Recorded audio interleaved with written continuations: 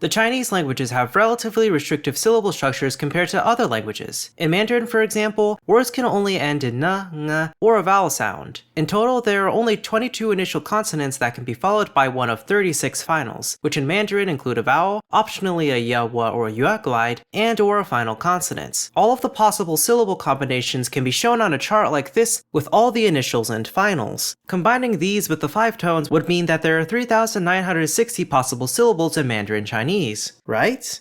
Not even close. In reality, there are many pairs between initials and finals that are invalid. For example, syllables ki and kya don't occur, since the k sound cannot be palatalized, followed by e or ya, as there was a sound shift of historic palatalized ka, kya, ha to cha, cha, and sha.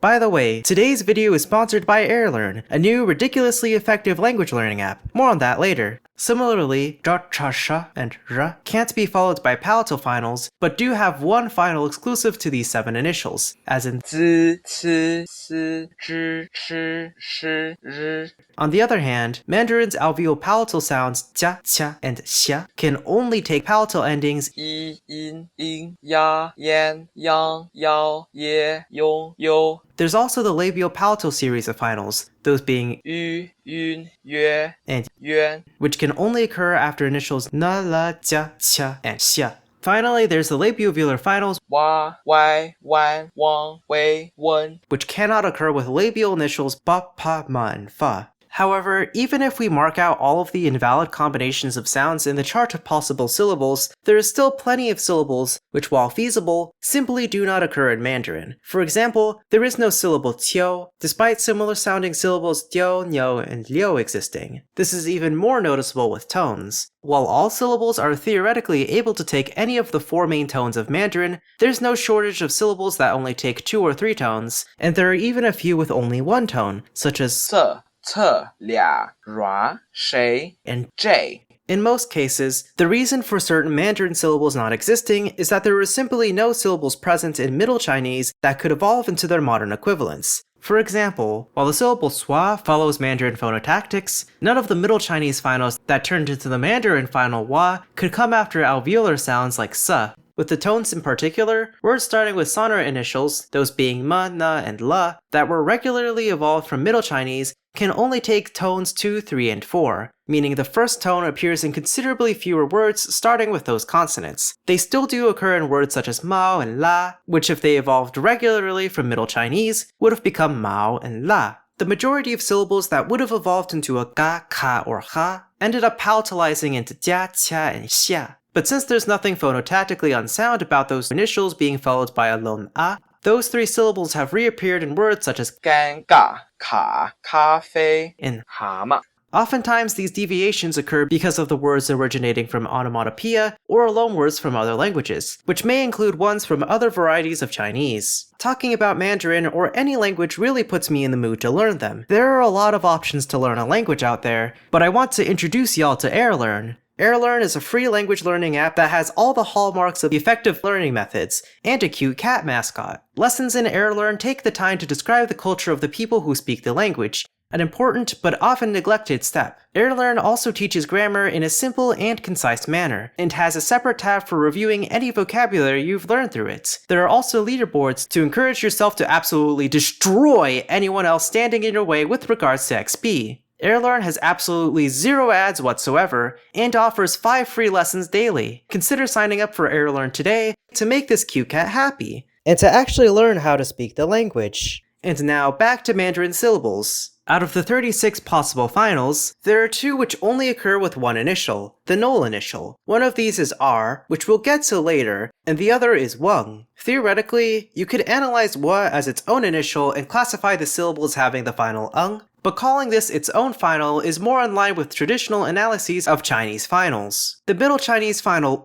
became the Mandarin final in all cases except for after the glottal stop, which turned into weng. If this is to be considered an ending on equal standing as the similar sounding wen, then theoretically it could come after more initials, like potentially quang. As you'd expect, ong didn't arise as a syllable directly from Middle Chinese. It only occurs rarely as a reading of the word om, as in the Sanskrit sound, which is usually read as an, and less frequently as weng. The ong final also doesn't occur after the labial sounds ba, pa, ma, and fa, But interestingly, the final ng after these sounds is often pronounced the same as ong would be. Words with two syllables can also be combined into one syllable in colloquial speech, such as 可以 turning into k, and 那样 shortening to nyang. And at long last, I get to talk about duang. There was this 2004 commercial Jackie Chan starred in promoting Bawang shampoo, where he says the words donga, but the way he said it sounded like duang. And a decade later, this became a meme on the Chinese internet, cementing it as a word people use. While this final only occurs in wang, guang, quang, huang, zhuang, chuang, and shuang, no syllable structure rules would be violated by it appearing in duang, tuang, luang, nuang, zuang, cuang, and swang. Similarly, piang and myang don't occur, while the infamous biang does. There's a very marginal syllable fiao. It comes from the Wu Chinese word fiao, which has its own character, and while it's assigned the Mandarin reading fiao, it's also not used in Mandarin, only in Wu Chinese. Still, this suggests that the palatal endings have the potential to come after fa, like the rest of the labial consonants, as in the hypothetical fi or fio. There are also the interjections o, lo, and yo, which have what appears to be a new final aw, but since they're not really normal words, they aren't considered to be a part of the same phonological system as the rest of the language. Not to mention they're pronounced with the o ending by many speakers. While Mandarin Chinese has 5 tones, anyone familiar with the language knows that the 5th tone isn't as prominent as the other 4. While better described as being a neutral or soft tone, it's sometimes described as being no tone. But that's not entirely true, as it typically takes on a specific tone level influenced by the tone of the syllable right before it.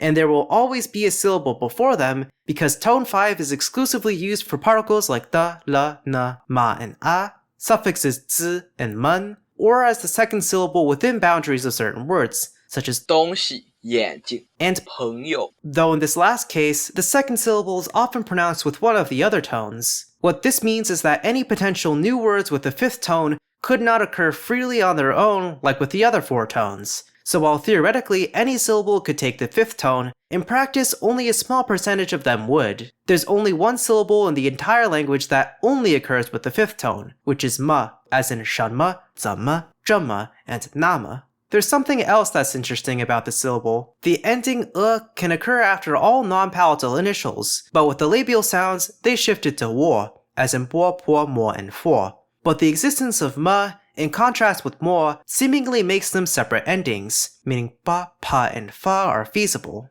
Remember when I said we'd get to r later? Now is later. The Mandarin syllable r evolved from Middle Chinese ni, if you can believe a gradual sound change like that. One of the characters with the reading r is attached to nouns as a diminutive suffix in many Mandarin dialects, most notably in the Beijing dialect. This r changes the final syllable that comes immediately before it, adding a rhotic sound at the end, in a process called r-hua. Many new finals are present phonetically thanks to r-hua, with the effect of dramatically increasing the amount of possible syllables in dialects which feature r-hua. Another potential new ending consonant in Mandarin is ma. Although historically all finals with ma ended up shifting it to na, rapid colloquial speech has reintroduced the final in a select few common words, namely with the pronouns 我们, 你们, and 他们 becoming 我们, 你们, and 他们, and 什么 becoming 什么. There have even been violations of these phonological restrictions I mentioned way back at the start of the video. The slang term moi, written with Latin characters, used for the onomatopoeia of kissing, spits in the face of the restriction that labiovelar finals like wa can't occur after labial consonants like ma.